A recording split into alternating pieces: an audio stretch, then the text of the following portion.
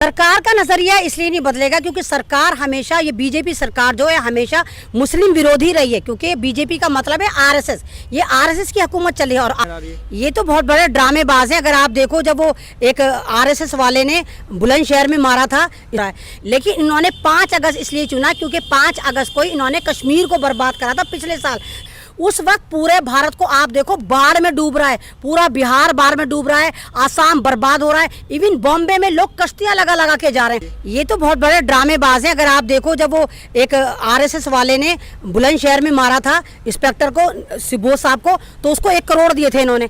मतलब जो आतंकवाद होगा, आतंकवाद मचाएगा, उसको तो करोड़ों करोड़ों देंगे। और ये 2 लाख भी कह रहे हैं। भाई ये 2 लाख क्या, फूटी कौड़ी नहीं देने के, क्योंकि पुलवामा अटैक जो हुआ था, जितने फौजी शहीद हुए थे, मरे थे, उनको चवन्नी नहीं दी आज तक भी। तो ये भी पेपरों में 2 लाख दिए। इनके नजर में जान की और माल की कोई कीमत नहीं है। 2 लाख भी अनाउंसमेंट हुआ है, चवन्नी फूटी कौड़ी नहीं मिलेगी। बिल्कुल आप सही करिए, लेकिन प्रधानमंत्री नरेंद्र मोदी ने जो वहाँ के प्रधानमंत्री हैं, मतलब जो वहाँ के सीएम हैं, माफ़ कीजिएगा, जो सीएम है वहाँ के, उनसे भी बात की थी कि मैं पूरी सुविधा, मतलब जो मुझसे हो सकेगा पूरी मैं मुहैया कराऊंगा। लेकिन यहाँ पर अभी तक किसी तरह की सुविधा मिलती नजर नहीं आई है। सिर्फ ये, आपको नहीं लगता कि 2 लाख का वादा भी महज एक वादा ही रह जाएगा? 2 लाख का वादा भी एक जुमला होगा। जिस तरह 15 लाख आएंगे, डिजिटल भारत बनेगा, विश्व गुरु बनेंगे, बिल्कुल इसी तरह होगा। क्योंकि आप देखो, जब ये राम मंदिर का शिलान्यास कर रहे थे, सारे धर्म गुरु चिल्लम चिल्ला कर रहे थे कि अशुभ मुहूर्त में हो रहा है।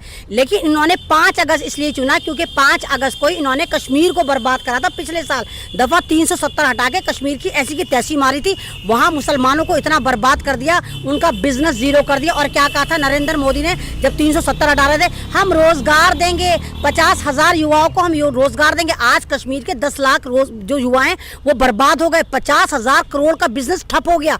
तो नरेंद्र मोदी सिर्फ जुमलाबाज है। और अभी जब इन्होंने राम मंदिर का शिलान्यास पार्ट 2 करा, जो अशुभ मुहूर्त में करा, उस वक्त पूरे भारत को आप देखो बाढ़ में डूब रहा है, पूरा बिहार बाढ़ में डूब रहा है, आसाम बर्बाद हो रहा है, इवन बॉम्बे में लोग कश्तियां लगा लगा के जा रहे हैं। तो आपको वो नजर नहीं आया? ऊपर से आप ही के बगौल कोरोना के 18 लाख पेशेंट हो गए और आप वहां पर भीड़ भड़का कर रहे थे। आप तो कहते हो कि नहीं, सोशल डिस्टेंस का फॉलो करो। और आपने क्या कहा था? भारतवासियों, आपने क्योंकि लॉकडाउन का पालन नहीं करा इसलिए कोरोना वायरस बढ़ गया। तो तुम क्या करने गए थे फिर? 5 अगस्त में तुम क्या करने गए थे? ऐसी की तैसी मराने गए थे वहां तुम कोरोना नहीं फैला रहे थे। जबकि आपको पता है कि अयोध्या के पुराने धुरंधर, पुराने जितने भी पुजारी हैं, वो चिल्ला चिल्ला के कह रहे थे हमें कोरोना हो गया, हमें कोरोना हो गया। लेकिन नहीं भाई, ढीठ सरकार है, इसने नहीं सुना। वजह साफ है, क्योंकि कोरोना कोई है ही नहीं। मैं शुरू से कह रही हूँ, कोरोना कोई बीमारी है नहीं। ये कोरोना को इन्होंने आपदा बना के बीजेपी वालों ने यूज करा, इन्होंने यूज करा है और पार्ट ऑफ बॉडी का कारोबार करा। इसका सबूत अब खुल के आ रहा है। सारे अस्पताल नंगे हो रहे हैं। अभी एक डॉक्टर पकड़ा गया जो खुद कह रहा है मैंने 150 मुसलमानों को इंजेक्शन देके मारा, उनके दिल गुर्दे फेफड़े निकाले और फिर उन मुसलमानों की लाशों को मैंने मगरमच्छों को खिला दिया। तो टोटल ये फर्जीवाड़ा करा गया। भारत में कोरोना कोई है नहीं।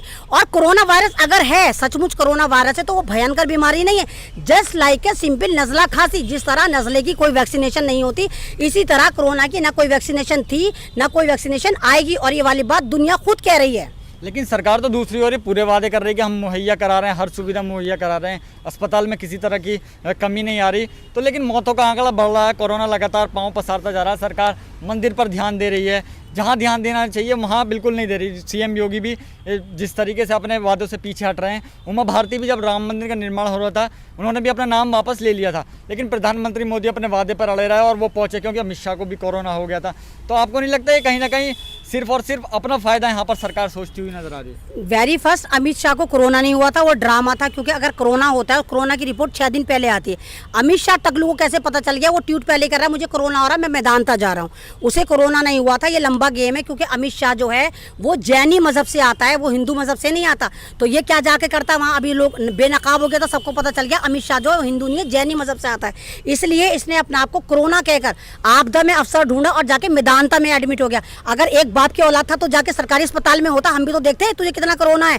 तो ये इसको ऐसे ही कोरोना हुआ था जैसे अमिताभ को कोरोना हुआ था, संबित पात्रा को कोरोना हुआ था, ज्योतिराव सिंधिया को हुआ था, केजरीवाल को हुआ था। तो सारा फर्जीवाड़ा कोरोना जैसे इनको हुआ था, सेम ऐसे ही इसको हुआ था। था, कोई कोरोना नहीं हुआ था। और बीजेपी सरकार हमेशा आपदा में अवसर ढूंढती है, कुछ नहीं करती, ग्राउंड रियलिटी पे ये चवन्नी की मदद नहीं करती, कोई लोगों के हमदर्दी नहीं दिखाती, सिर्फ ये ड्रामा चिल्लाती है, चीखम चिल्ली करती है। इस वक्त चाइना का ये हाल है कि उसने हमारी जितनी ज़मीनें कब्जाई हैं साफ मना कर दिया, मैं 1 इंच वापस नहीं दूंगा। और वो हमारे नरेंद्र मोदी की वीडियो दिखा रहा है कि नरेंद्र मोदी ने खुद कहा था 19 जुलाई को कि ना कोई घुसा है ना कोई घुसेगा, सॉरी 19 जून को, जबकि हमारे 20 फौजी शहीद हो गए थे। तो ये तो ड्रामा है सिर्फ चाइना की तरफ से आपका दिमाग हटाने के लिए। ये रोजाना भारत के अंदर कोई ना कोई ऐसा इतिहास रच देते हैं कि भारतीय पब्लिक उस इतिहास की तरफ लग जाए, उस हादसे की तरफ लग जाए और हमारा दिमाग सरहद की तरफ से हट जाए। बिल्कुल। अब आखिरी और महत्वपूर्ण सवाल, जिस तरीके से आप कश्मीर का मुद्दा लगातार गर्माता जा रहा है, 1 साल कश्मीर को बंद हुए, 1 साल से ज़्यादा बंद हो गया, तो लेकिन अभी वहीं यूपीएससी में नादिया बेग ने 350वीं रैंक पाई है यूपीएससी में। तो आपको नहीं लगता कि सरकार का कम से कम अब तो कुछ नज़रिया बदलना चाहिए? सरकार का नजरिया इसलिए नहीं बदलेगा क्योंकि सरकार हमेशा, ये बीजेपी सरकार जो है हमेशा मुस्लिम विरोधी रही है, क्योंकि बीजेपी का मतलब है आरएसएस। ये आरएसएस की हुकूमत चली है और आरएसएस की सोच है कि मुसलमानों को चुन चुन के मारो, दलितों को तो ये वैसे ही मार देते, दलितों की तो कोई औकात है नहीं, मात्र कुत्ता समझते हैं दलितों को। तो अब ये चाहते हैं कि मुसलमानों को भी दलितों की रैंक में ला के रखा जाए, उन्हें मारा जाए। यही वजह है कि इन्होंने कश्मीर की ऐसी की तैसी मारी, क्योंकि कश्मीर जो है हिंदुस्तान की एक वाहिद स्टेट ऐसी है जहाँ पर सबसे ज़्यादा एजुकेटेड मुसलमान है, जहाँ पर सबसे ज्यादा अमीर मुसलमान है, जो भारत की जन्नत थी।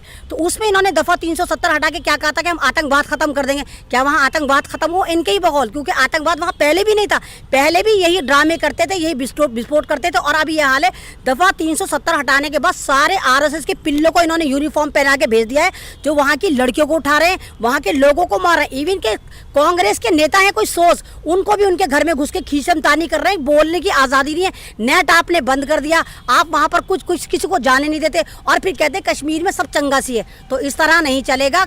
भारत की आवाम जाग गई है और जो नहीं जागी वो जाग रही है। आप इतना जुल्म नहीं कर सकते, क्योंकि हर रात के बाद सुबह आती है और भारतीयों की सुबह भी आने वाली है। हम सब एक है, चाहे हिंदू हो, चाहे मुसलमान हो, चाहे सरदार हो, चाहे ईसाई हो। ये 88% लोगों का भारत है। ये 2.5-3 करोड़ आरएसएस के दलालों का भारत नहीं है, ये हमारा भारत है। और आप तो चड्डीधारी गैंग है, आप तो ब्रिटेन की चप्पलें चाटते थे। आप कहाँ से हो गए? आप तो भगवा आतंकवादी हैं, आप सावरकर वाले हैं, आप गौडसे वाले हैं। गौडसे भारत का पहला आतंकवादी था जिसने हमारे महात्मा गांधी को कत्ल करा था। नहीं, ऐसे कई नेता हैं जिन्होंने नादिया बेग को मुबारकी दी कि आपने अच्छा नंबर लाए, 350 रैंक आए, लेकिन ना तो बीजेपी की तरफ से किसी तरह की उन्हें बधाई दी गई। तो आपको नहीं लगता कि यहाँ पे भी साफ तौर पर सरकार सिर्फ दबाती हुई नजर आ रही है? सरकार को अच्छा नहीं लग रहा कि कोई आगे बढ़ रहा है, वो दूसरी कौम से है। हाँ, तो ये सरकार कब चाहती है? सरकार तो ओबीसी को बेवकूफ़ बना रही है।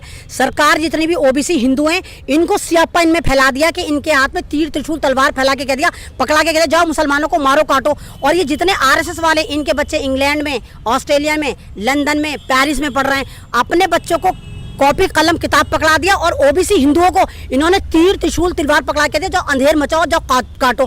तो जब मुसलमान बच्चा कोई तरक्की करेगा, कोई आगे जाएगा, तो इनके तो मिर्चें लगेंगी, ऊपर से नीचे तक लगेंगी। ये कैसे बर्दाश्त कर लेंगे कि मुसलमान बच्चा ऊपर तक जा रहा है? तो ये तो कुछ दिन बाद इनका कोई भरोसा थोड़ी है। कोई ना कोई आतंकवाद की दिफा उस पर भी लगा के कह देगा भाई चल तू भी जेल में जा, तेरी एक्टिविटी सही नहीं है। चलिए, शुक्रिया।